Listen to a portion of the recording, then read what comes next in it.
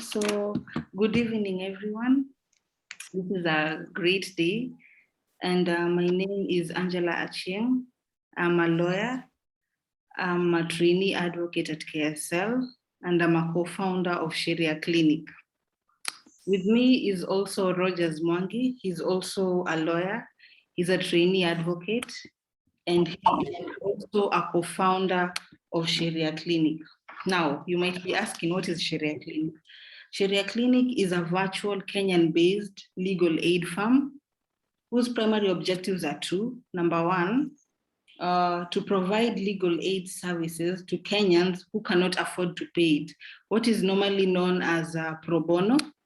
Number two, to enhance the participation of young lawyers through equipping them with practical skills. So we normally bring young lawyers or those law students to come and present on any legal issue they might have, and this hones their advocacy skills. So what makes us stand out from the rest is that we are we are a virtual legal aid firm, and we have a page on YouTube. So that's making us one of the pioneers in the digital legal space. So without further ado, I would like to introduce the presenter of the day. So she is Advocate Ruth Tanui. So number one, she's an advocate of the High Court of Kenya. Number two, she is a founder and managing partner at Ruth Tanui and Company Advocates. Number three, she is an author of a conveyancing book titled Simplified Legal Process of Buying Land in Kenya. Number four, she has a YouTube page known as Lawyer Ruth Tanui. Number five, she has great interest. She has great interest and passion for intellectual property, corporate law, and conveyancing. Number six, last but not least, you can find her on LinkedIn. You can connect with her on YouTube. You can find her on Instagram. That is where we met, on Instagram. You can find her on Facebook. So on all those social media platforms, just type Ruth Tanui, and specifically for Instagram, look for lawyer_Ruth Tanui or Law Simplified 2020. So that is the kind of person we are having today. I'm so kindly. I'm so honored to be the one inviting our guest today. So Advocate Ruth Tanui, the floor is yours. You have 30 minutes from now, and afterwards we will have a question and answer session, and we will end on the end. Thank you. Okay. Thank you very much, Angie, for inviting me to this great platform. I'm not hesitant when someone invites me to platforms where you get to talk to younger people who are like now students in this case, because according to Angie, most of your audience are students. So I'm so happy to be here. Angie has already introduced me and not repeat the introduction. So today, as you had seen from the poster, we are going to talk about the legal process of buying land in Kenya. As we all know, in Kenya, I think there are a lot of loopholes when it comes to buying land. There's a lot of misinformation out there regarding buying land in Kenya. Just like today, I remember there's a...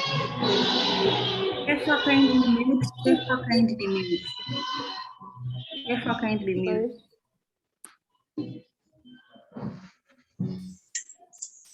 Okay, sorry about that. So I was just saying, just even like today, I remember there's someone who reached out through my website telling me that they want to buy land. They're intending to buy land. And according to websites, according to articles they have read out there, the legal fees for them, they knew it's 3,000 for land that's less than $1 million and 8,000 for land that's more than $1 million. And like the client, I noticed she honestly believed that's the legal fees. And I just realized there's a lot of information out there from non-lawyers, which has been conveyed to the public. So that's why I felt this is a very great topic to dwell in. That's why I remember even when I was getting admitted to be an advocate, someone told me there are a lot of advocates doing conveyancing. So I don't think it's a field that you should dwell in mostly. But for me, I feel it will take time. Just like even as we all know, currently a lot of things, the Land Registration Act 2012, a lot of things are yet to be implemented. Like even currently now we're implementing some things like the conversion of titles into the Land Registration Act forum. So today, let me take you through the legal process of buying land in Kenya. So for me, I normally divide them into two. There's the initial stage and the final stage. I think most people normally, like especially when those law firms in the village, they normally go straight to drafting the sale agreement. People don't do the initial stage, which entails like conducting your research. This mostly involves, you must involve the professionals. For instance, if you're buying land from an estate agent, there are some things that you should consider. So like, for instance, you should ensure that the agent you're buying from is a registered agent to avoid being conned. And then there's also the issue, you should also, for instance, you're buying land for investment purposes, this is where you bring in the valuer. The valuer has to do the valuation for the property, so that at least you ensure, despite the fact we all know that land appreciates, remember also someone might sell you the property Something they put from the farm. way above. Could people kindly mute their mics, please? I think there is a lot of interruption. Kindly mute your mic. Observe online etiquette at the very minimal. Please, let's observe online etiquette. Mute your mic. We are recording this session. Okay, thank you. So another, as I was saying, you might be buying land for investment purposes. So in such an instance, you'll involve a professional like a valuer, because as I was saying, most people, they know land appreciates, but you may find you're being sold for land way above market value. And then the other thing is involving a surveyor, where like you need a surveyor in instances where to determine the issues like boundaries, mapping. So you need the services of a surveyor. So that's the initial stage. Those are some of the things you should look at initially before even you start you bind yourself by using getting down to writing a sale agreement.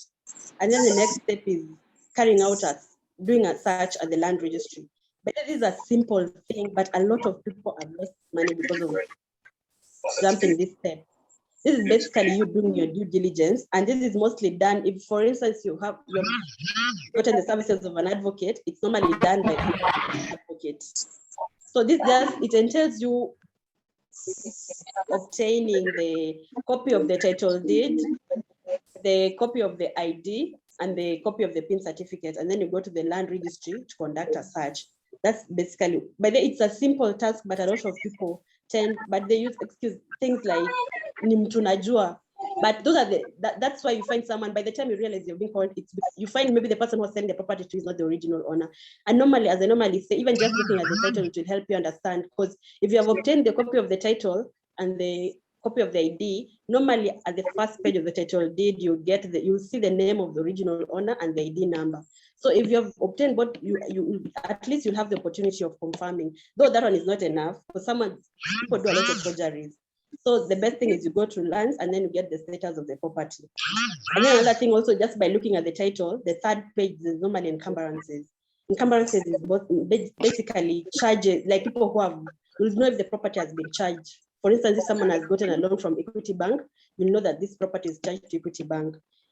So at least, that's what I was saying, this step is very important. You may save yourself a lot of time just by obtaining a copy of the title, because by looking at it, you'll know what's going on, even before you even going to spend any coin, start doing any other process.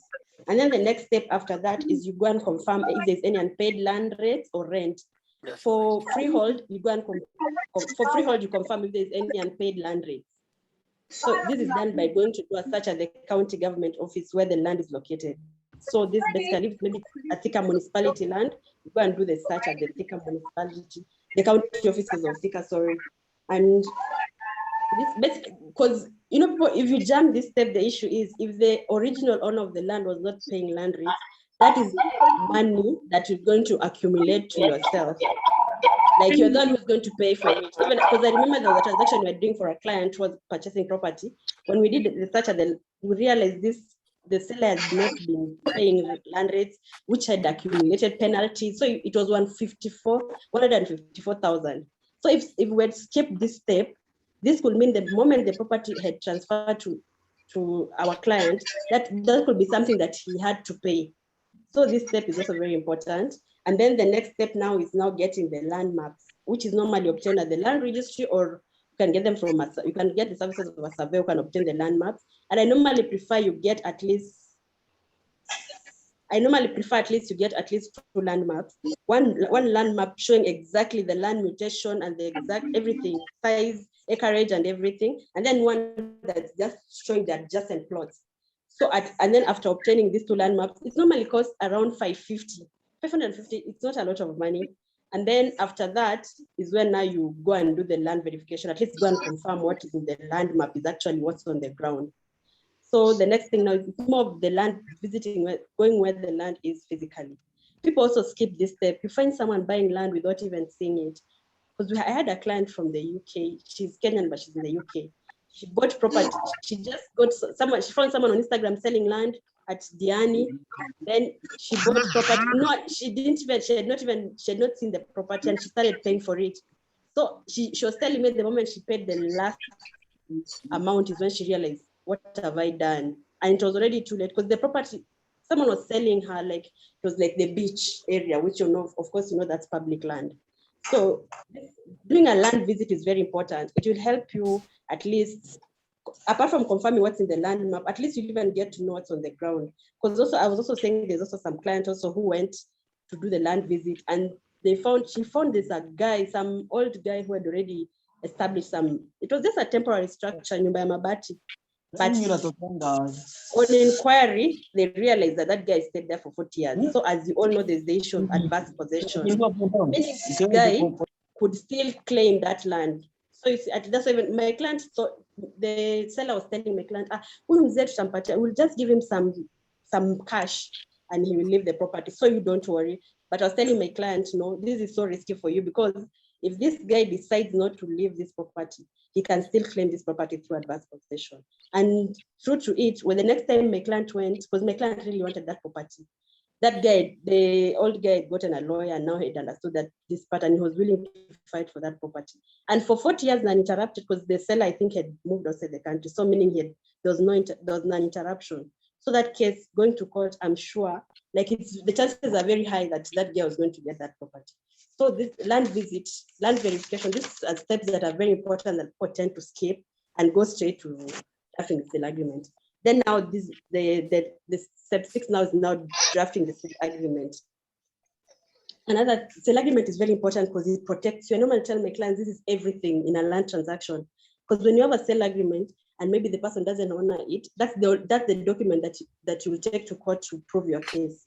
Because without the sale agreement, you know, as you all know, you can't go to court, even though you know you bought that property yourself, you paid the money and everything. If there's no sale agreement, then you know that there's no case there. So, and also it doesn't, and sale agreements also, when I don't know if people have, I don't know, but because most of you are students, I don't think you have seen, because they're normally sale agreements that are only, I think, 2-paged sale agreements, which by then normally when you do a 2-page sale agreement, you haven't protected your clients that well, because you'll find that the dispute resolution clause is not there. The vendor's warranties is not there. Because remember, the search doesn't tell you that this property has a case in court. So at least in that sale agreement is where you ensure now you protect your client from other factors that maybe that your due diligence cannot disclose. Because by that, I was also giving an example of where we had a client who we didn't know the property had a case in court, and we were dealing with these Ivy League firms, the ones representing the seller, and we didn't know that they didn't disclose that information. But luckily enough, we had protected ourselves because we made sure there's normally a clause we put there, the vendor's warranties, but they under the LSK conditions of sale, they normally the vendor is required to disclose these things.